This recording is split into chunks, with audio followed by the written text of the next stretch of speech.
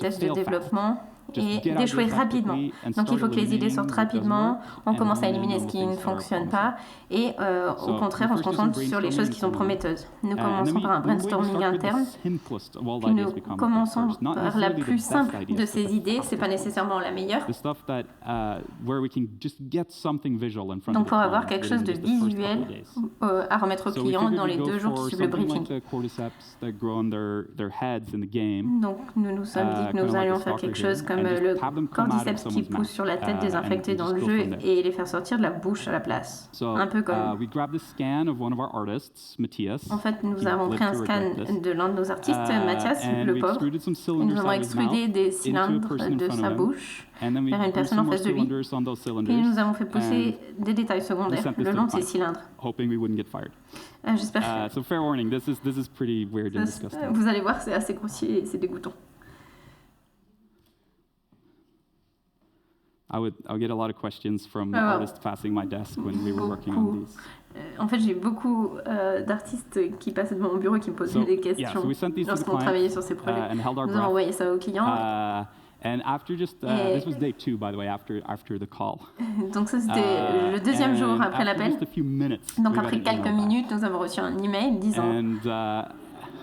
I believe this is my first all caps reply. C'est la première fois que je reçois une réponse d'un client. Definitely on a first submission. Toute casquette confondue pour une première soumission. Pour tous ceux qui ont vu la série ou ce que je viens de vous montrer, wasn't anywhere close to the right direction for the show. C'était pas du tout proche de l'aspect. Way too aggressive, way la sensation qu'ils voulaient. Donc c'était beaucoup trop agressif, beaucoup trop gros, ils bougeaient trop par eux-mêmes. Et c'est comme si elles avaient une personnalité, on aurait dit des créatures et pas des plantes. L'infecté était également trop éloigné de la victime. Craig voulait qu'il soit beaucoup plus proche et personnel avant que les vrilles ne se connectent à l'autre personne. Ils ont également envoyé beaucoup plus de photos et vidéos de références. Nous avons discuté de ce qui convenait d'essayer ensuite. Pour la prochaine série de tests, ils voulaient que nous nous appuyions fortement sur l'idée que les cordyceps étaient entièrement passifs. Ils ne pouvaient pas se diriger d'eux-mêmes vers la victime. Il faudrait donc s'approcher très près pour les infecter.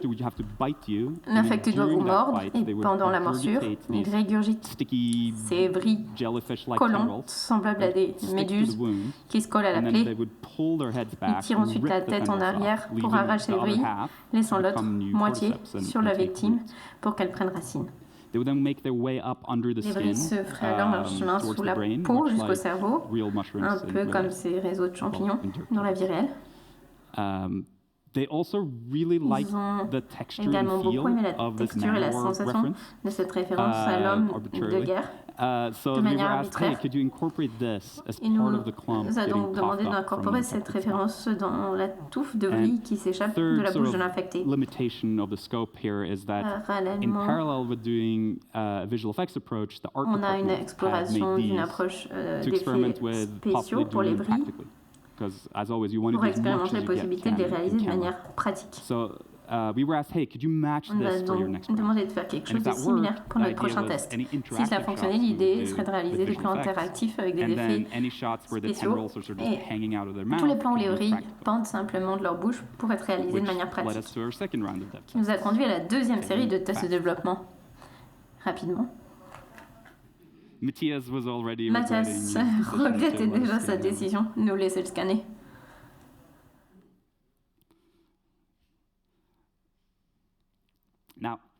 On paper, sur le papier. It kind of hits all the points from the brief. Donc ce projet répond à tous les points du cahier des charges, mais il pose toutes sortes de problèmes pratiques. Le fait qu'il soit entièrement passif les fait ressembler à des nouilles en verre, les spaghettis d'une maman. Compte tenu de l'affaissement de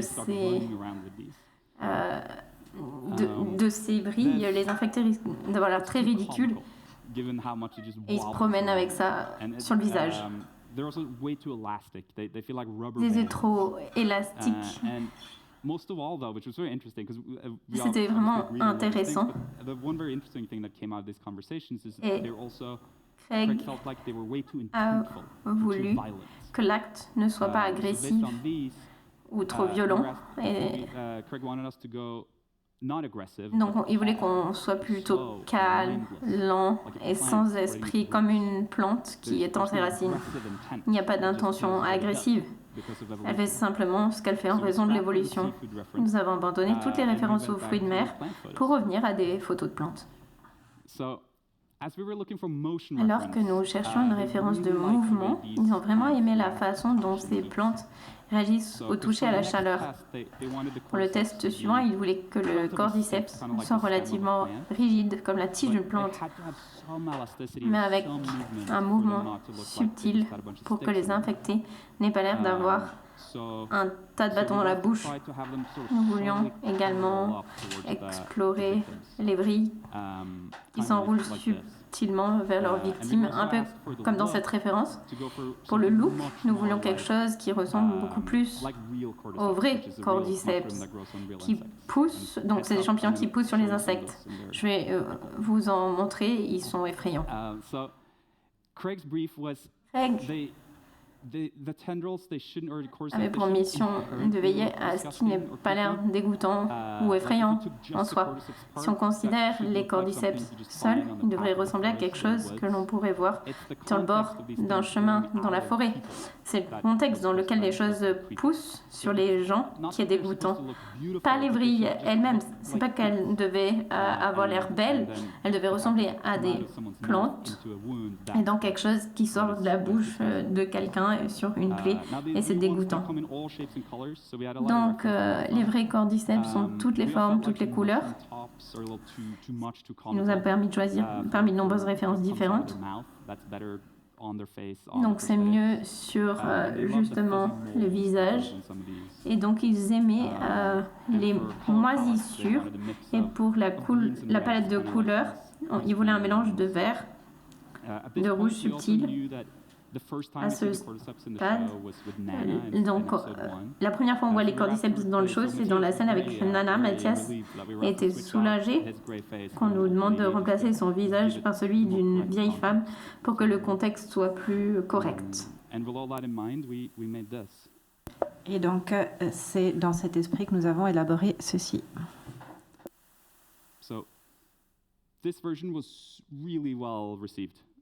Cette version a été très bien accueillie. Elle a le bon poids, le bon mouvement, le bon caractère effrayant général, un rythme lent. Donc sur cette base, ils ont décidé de tourner sans vrille pratique, mais de faire toutes les images en synthèse.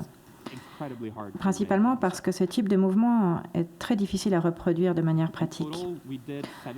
Au total, nous avons fait environ 70 plans avec les vrilles répartis sur la plupart des épisodes. Là, vous voyez quelques exemples. C'est la première fois ici que nous voyons des vrilles dans la série. C'est la raison pour laquelle c'était très important de bien les faire. Je pense que la dernière version de ce plan, la version finale, était la version 152. Et alors celui-ci, c'était vraiment le plan le plus difficile et celui pour lequel il y a eu le plus de répétitions. Il s'agissait de trouver le bon équilibre entre le poids, la raideur, la façon d'atteindre la bouche. Il fallait aussi faire en sorte de donner l'impression que les vrilles se dirigeaient vers la bouche de la jeune fille de manière directe. Et la version finale était la version 194. Maintenant, une petite anecdote amusante. En 1999, alors que tous mes amis et moi regardions des vidéos de Nirvana sur MTV, dans le sous-sol de mes parents, j'étais probablement le moins susceptible d'entre nous d'être nommé pour le baiser de l'année aux MTV Movie Awards. Mais nous y voilà. Voici un exemple.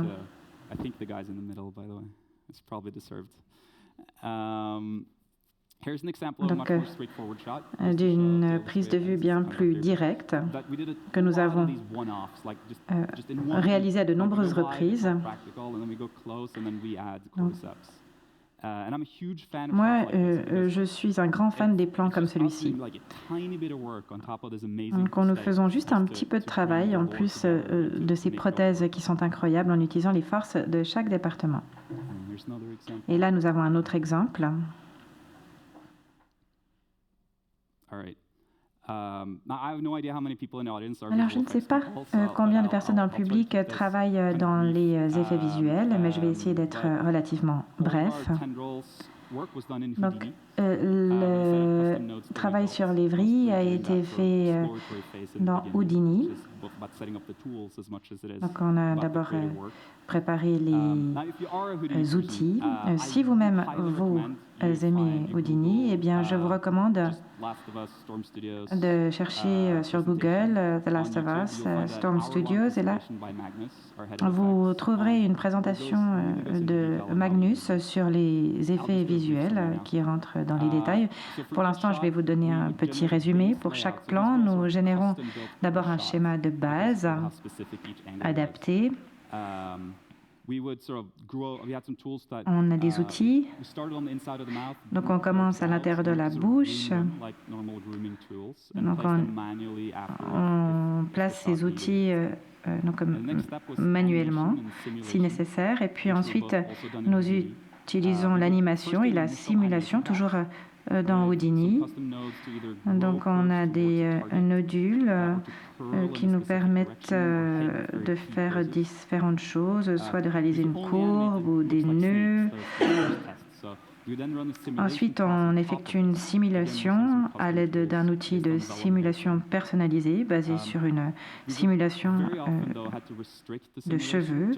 Très souvent, nous devions limiter la simulation à certaines parties des courbes, une partie des plans afin d'éviter l'aspect un peu spaghetti, un peu trop cuit que nous avons vu dans certains tests de développement. Et puis pour la plupart des plans, il y avait d'abord une couche d'animation, ensuite simulation, et puis ensuite de nouveau une couche d'animation afin de respecter exactement les notes et les annotations du client. La dernière étape dans Houdini, c'était d'utiliser des outils Tendril Clumper et Tendril Mesher pour convertir les courbes en géométrie réelle et leur donner des détails. Donc chaque courbe de base a été dupliquée un certain nombre de fois, puis bruitée pour donner l'impression qu'il s'agit de touffes de lianes entrelacées. Nous avons ensuite ajouté du duvet de pêche, des gouttes de salive et d'autres éléments géométriques aléatoires pour donner aux vrilles des détails. Et puis ensuite, on a fait une simulation pour le sang. Ensuite, on récupérait ces éléments dans Maya pour qu'ils soient ombrés et puis l'éclairage dans Arnold. Nous avons fait plusieurs essais avec l'ajout de détails dans la texture, mais en dehors de simples rampes et des couleurs, cela n'a jamais semblé aussi bon que d'ajouter plus de détails géométriques. Au final, les shaders étaient très simples. Il s'agissait surtout de trouver le point idéal pour les paramètres de subsurface.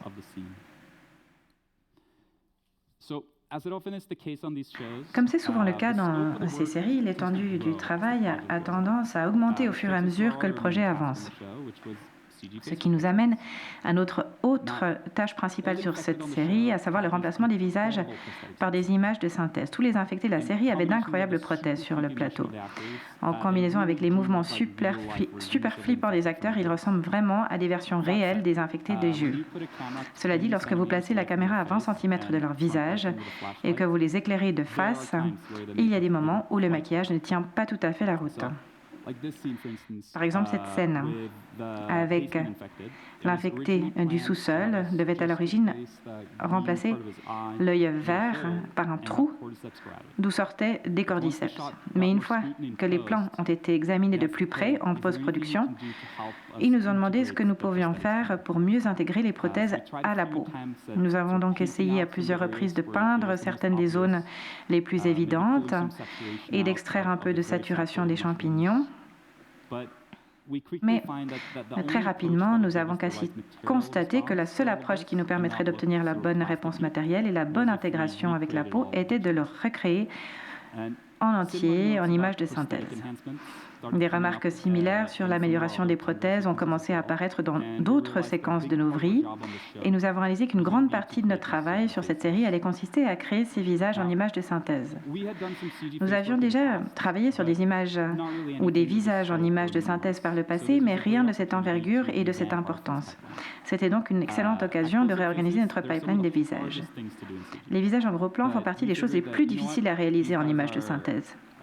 Mais nous nous sommes dit qu'il s'agissait de zombies et que si nous n'atteignions pas le photoréalisme et que nous finissions par avoir l'air un peu flippant, c'était peut-être un avantage et non un inconvénient. Nous aimons aussi les défis, donc le fait que ce soit super difficile, c'est plutôt une bonne chose, même si c'est effrayant. Notre ancien pipeline pour les visages n'était en fait qu'une extension du reste du pipeline des personnages. Chaque élément était réalisé de manière ponctuelle. Nous n'avions pas vraiment de règles standardisées ou d'ensemble de données comme les textures, les formes, les rigs, les grooms sur lesquels s'appuyer à partir d'une bibliothèque que nous pouvions partager entre les assets. Nous avons donc dû recommencer dès le début pour chacun des personnages. C'est une série avec de nombreux personnages et nous ne voulions pas tout refaire.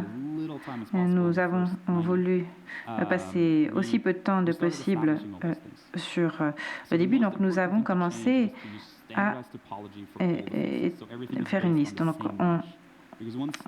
pour commencer, on se base sur le même mesh, donc les modèles, les rigs, les textures, les characteristics et les look dev pouvaient tous réutiliser des données et les configurations entre les assets.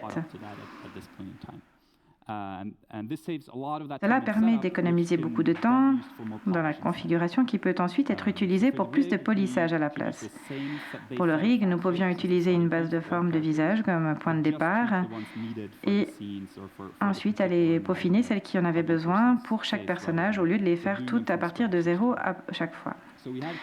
Nous avons mappé notre nouveau mesh de base sur le scan et donc nous avons utilisé ça comme point de départ pour les modèles et puis ensuite nous avons utilisé ZBrush pour d'autres détails et puis ensuite Mari et Substance pour les textures.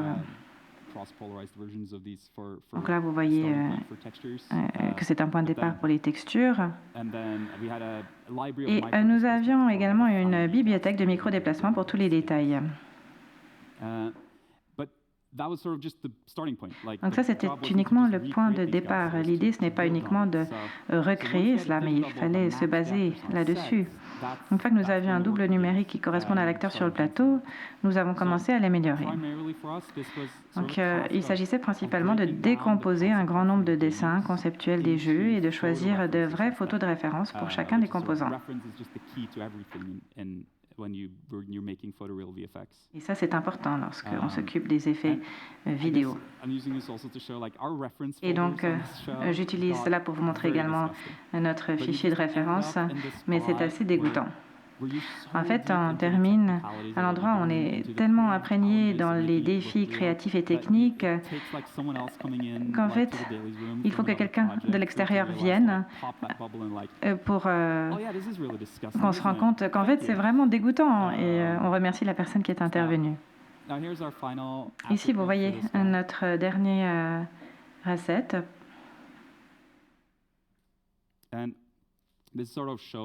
Et cela vous montre quelles sont les différences lorsqu'il s'agit de travailler donc sur ce décor.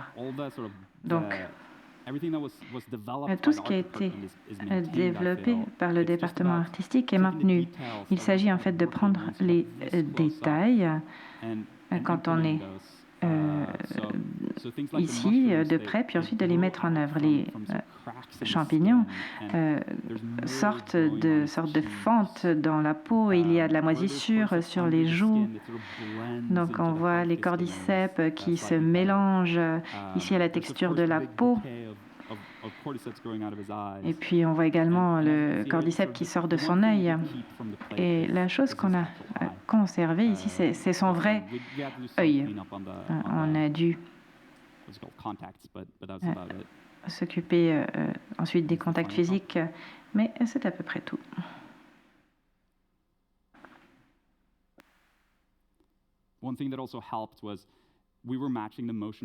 Une autre chose qui a aidé, en fait, on s'est rendu compte que le maquillage rend le visage un petit peu raide.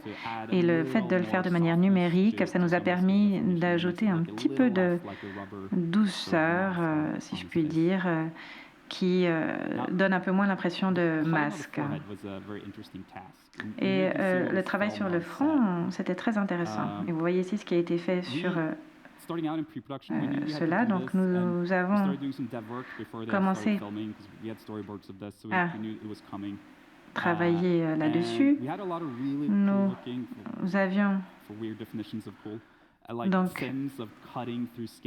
différentes scènes dans lesquelles nous nous étions inspirés donc pour couper cela, mais ce qui était difficile, c'était d'aligner cela à la performance. En fait,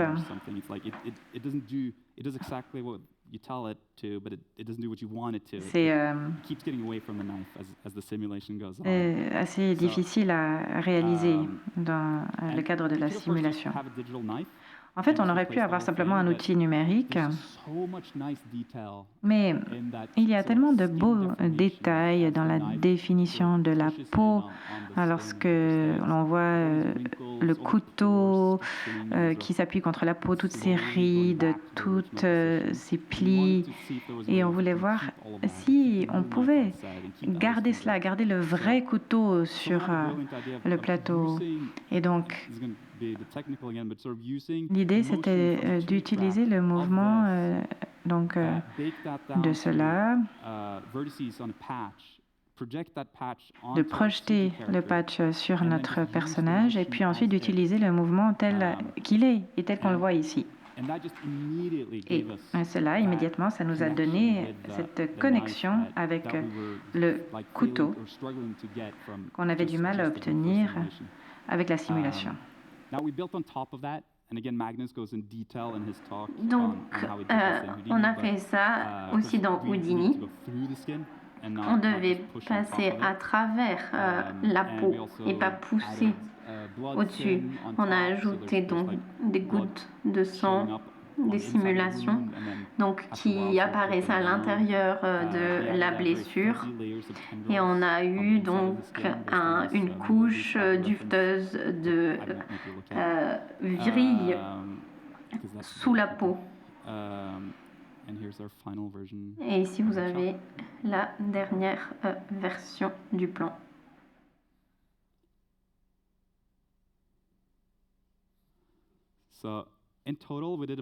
En total, nous avions fait environ 15 plans pour ce personnage, avec des plans larges et des gros plans. Donc la séquence dans le magasin Halloween, c'est environ 40 plans. D'Ellie et Riley qui se battent.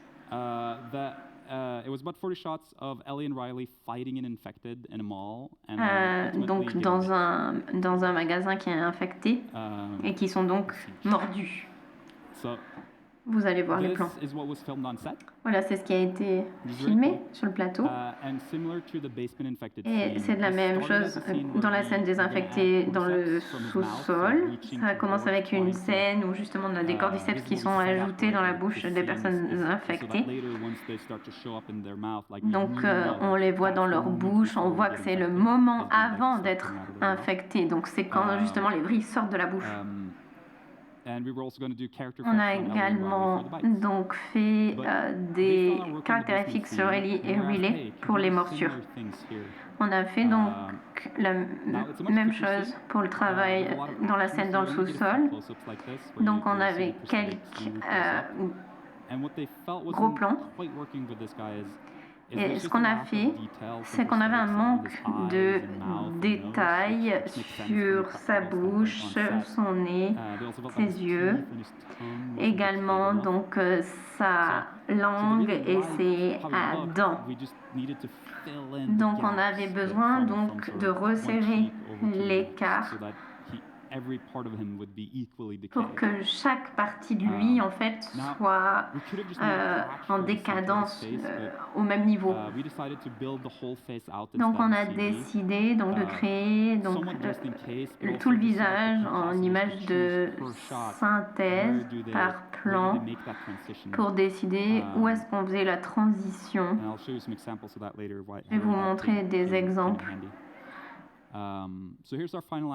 Donc ça, c'est notre dernière version. On a travaillé dans Maya, ZBrush, Houdini, Maya. Il y a un exemple d'un plan. Là, c'est très noir à gauche. Donc là, vous voyez l'image de synthèse. Donc l'idée, c'était justement d'avoir ce gros champignon au-dessus de sa tête. C'était beaucoup plus facile pour l'intégration.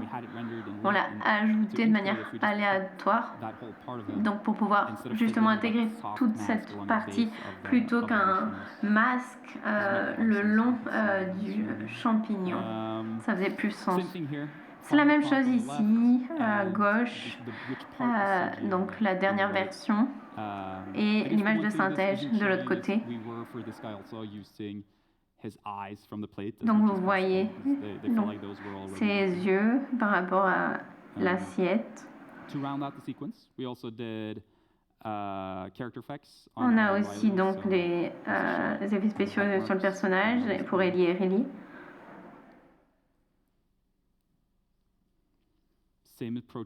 Même approche ici pour les visages. Pour Arnold dans Maya, des simulations dans Houdini. Il y a de petites vrilles qui sortent donc des marques de morsure. Et c'est très difficile de voir vu la vitesse où le plan est pris.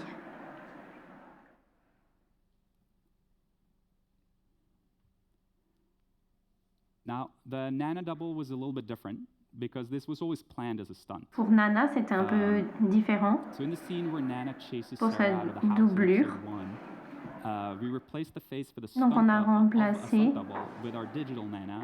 notre Nana numérique par cette petite section dans le jardin, là où elle tombe et où elle se frappe au visage. Donc, dès le début, donc la doublure, en fait, on avait beaucoup plus de données. Il y avait des expressions visuelles, des caméras témoins. C'était beaucoup moins un travail de retour-animation pour les visages infectés, ce qui voulait faire correspondre au visage, aux scènes jouées par l'actrice elle-même et pas nécessairement aux expressions du cascadeur le jour même. Donc il y avait beaucoup d'expressions faciales à ce moment-là. Donc vous avez... Now, Sam was our last stage double. Vous voyez ici la plaque à gauche, la partie en image de synthèse, au milieu, une autre composition finale à droite. Ça mettait notre dernier visage numérique pour la série, dans la scène du motel où nous apprenons qu'il a été infecté. Un saut d'effroi suivi d'une poignée de plans où il attaque Ellie. Toutes les prothèses étaient du côté de son visage que vous voyez avant d'apprendre qu'il est infecté. Donc,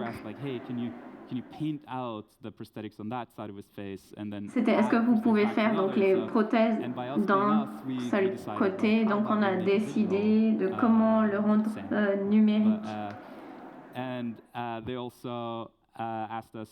Nous ont également demandé donc de remplacer une partie, donc vous prenez la bonne décision et c'est plus facile si vous avez fait le travail en justement avant, ça devient plus facile. Il y avait peut-être trop de travail au début et après, en fait, vous gagnez du temps en ayant fait tout le travail en amont. On a dû aussi voir pour ses dents, ses yeux et d'autres choses, justement lorsqu'ils se battent. Et voilà, c'est comme ça qu'on a créé The Last of Us.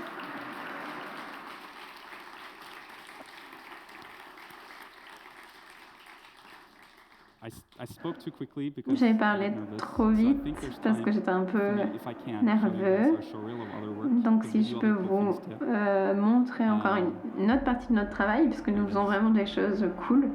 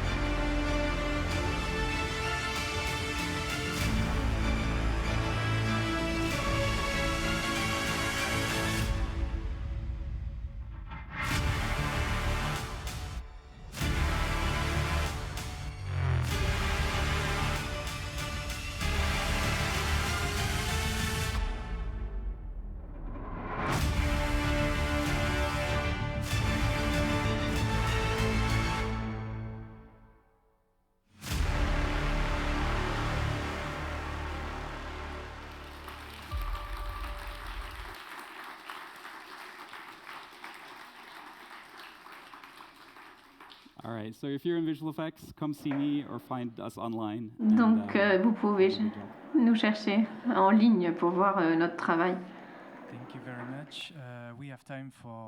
Et si vous voulez travailler avec nous également. Merci. Donc, vous pouvez poser des questions. So, if you want to ask questions in French, you can. Don't forget to speak in the mic so that our interpreters can hear and also for the record.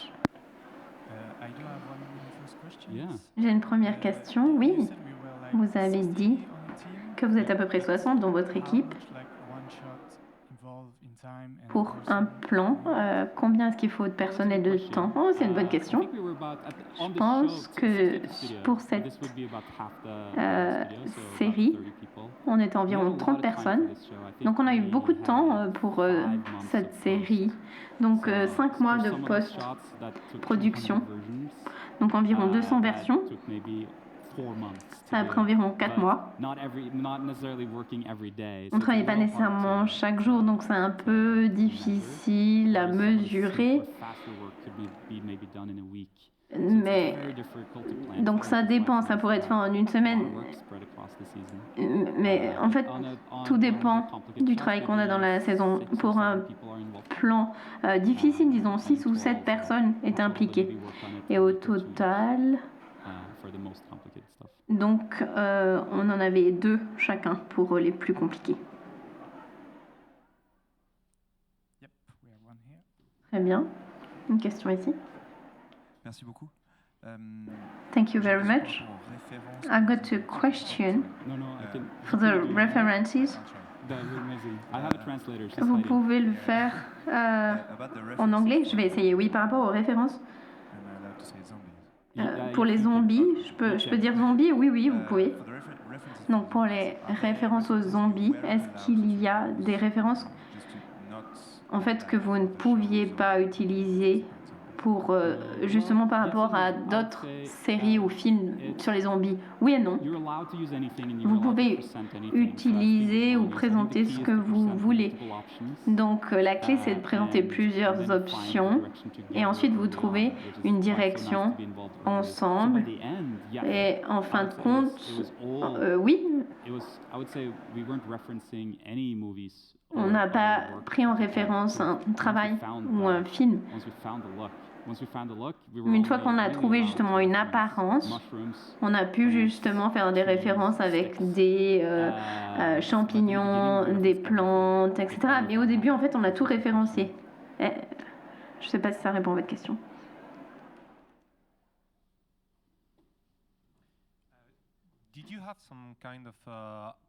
Est-ce que vous avez dû faire sortir en forêt pour voir des champignons? Oui, oui, bien sûr. Je vais vous montrer. Let's see how many of these are ours. Sadly, it's only these. Malheureusement, j'ai que ça. C'est à cause de notre superviseur d'image de synthèse, mais on a de nombreux plans. Pour justement la douche, lorsqu'elle frotte son bras. Donc on avait beaucoup de simulations. Et il s'est aussi passé quelque chose quand on est allé à la cantine pour qu'il y avait un barbecue. C'était... Bien sûr, c'est différent quand on filme avec un iPhone, mais ça peut être aussi intéressant. C'est très pratique, donc les références étaient, utilisons la nature en guise de référence. Et donc, pour avoir un film d'infecté. Donc oui, c'était plus facile pour les références.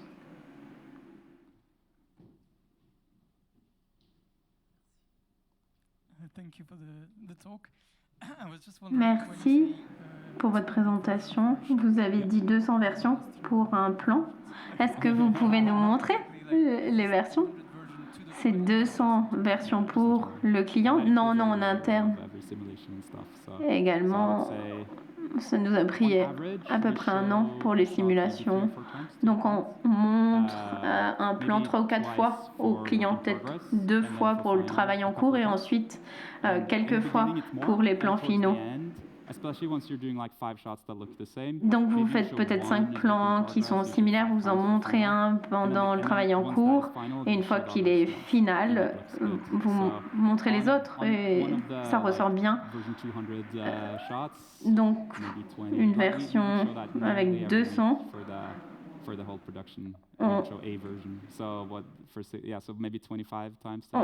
On les montre peut-être 25 fois au client.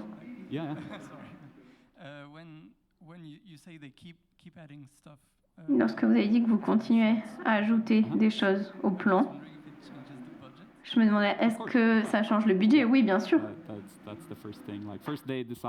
Le premier jour, ils font pas ça juste pour s'amuser, c'est vraiment pour l'histoire, la continuité. Est-ce que là, ça devient absurde, on l'avait pas réalisé sur le plateau le jour en question, mais ça doit être comme ceci ou comme cela, et bien sûr qu'on parle de coûts.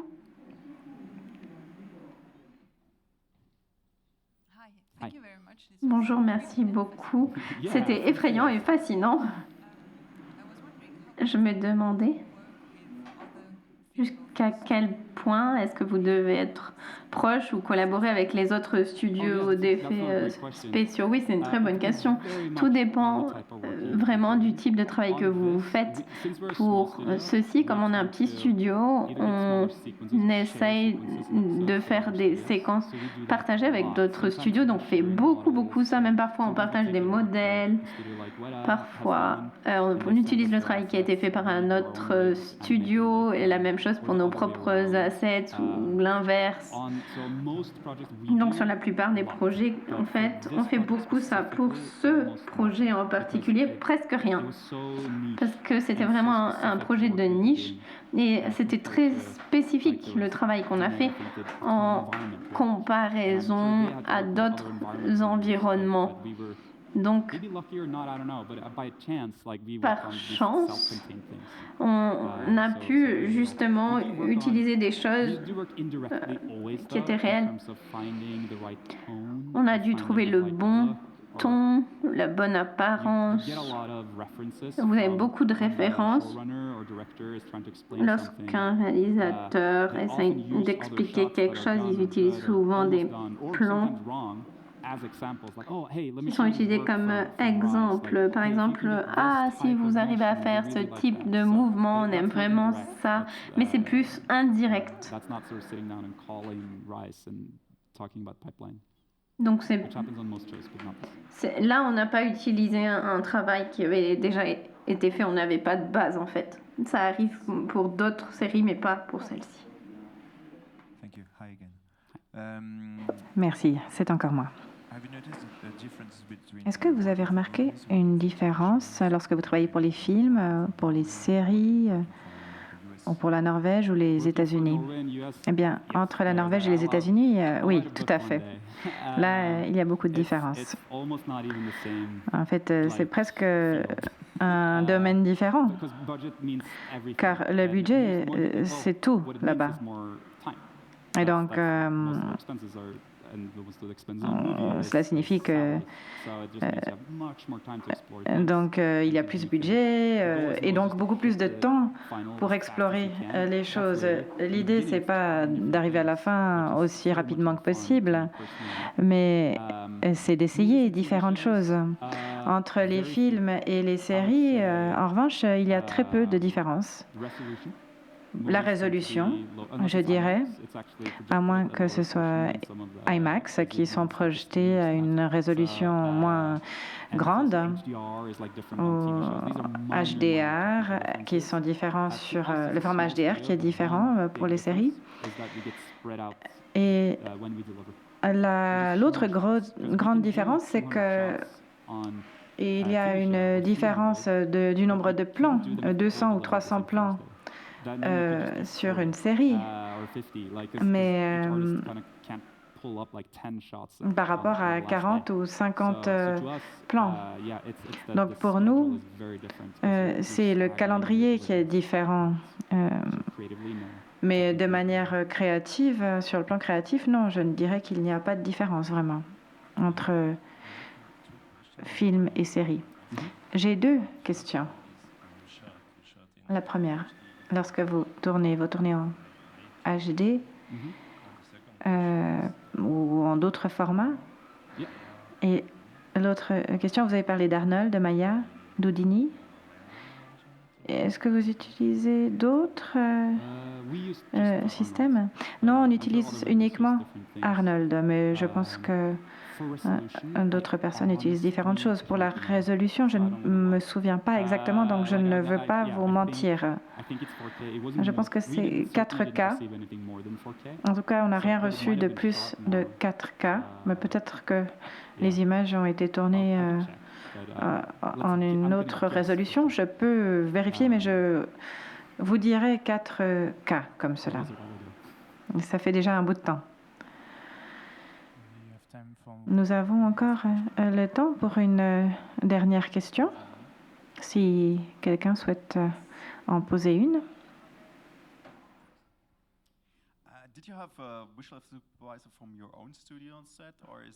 Est-ce que les effets spéciaux venaient de votre propre studio ou c'était une collaboration? Eh bien, pas sur cette série car nous sommes un petit studio et surtout quand le travail est réparti sur une saison, le tournage dure très longtemps. On a donc réparti le travail sur une saison et donc pour moi, cela n'aurait servi à rien d'être au Canada pendant 10 mois.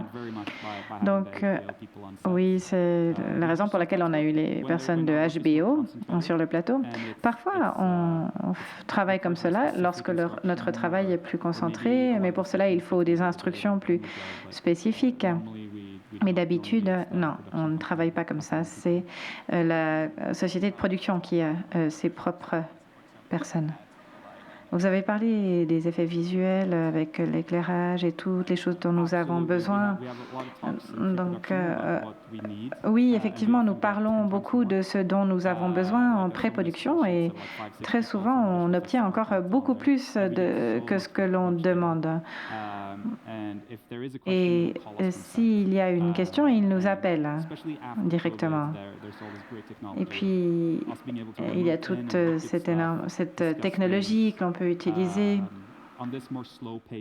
Donc, sur les productions plus lentes, en fait, par exemple, c'est Alex, le superviseur, qui nous appelle le week-end ou les soirs en nous disant voilà comment les premières journées vont se passer. Est-ce que vous voulez changer ceci ou cela?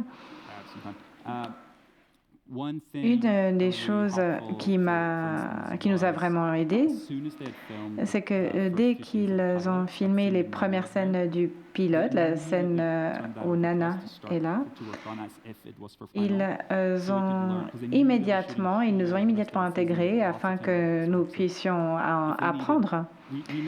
Donc, nous avons pris une décision consciente.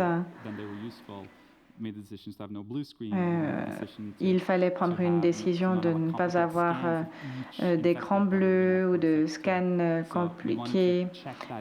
Donc il fallait vérifier cela de manière aussi précoce que possible. Donc, on a utilisé ce plan pour vérifier si on avait les bonnes données. Donc, c'était un travail vraiment de collaboration et pour cela, ça compense vraiment le fait d'être là, présent sur le plateau. Donc, je pense que cette collaboration, c'est une manière qui nous permet de bien travailler ensemble. Merci beaucoup. Je pense que l'on peut applaudir notre intervenant.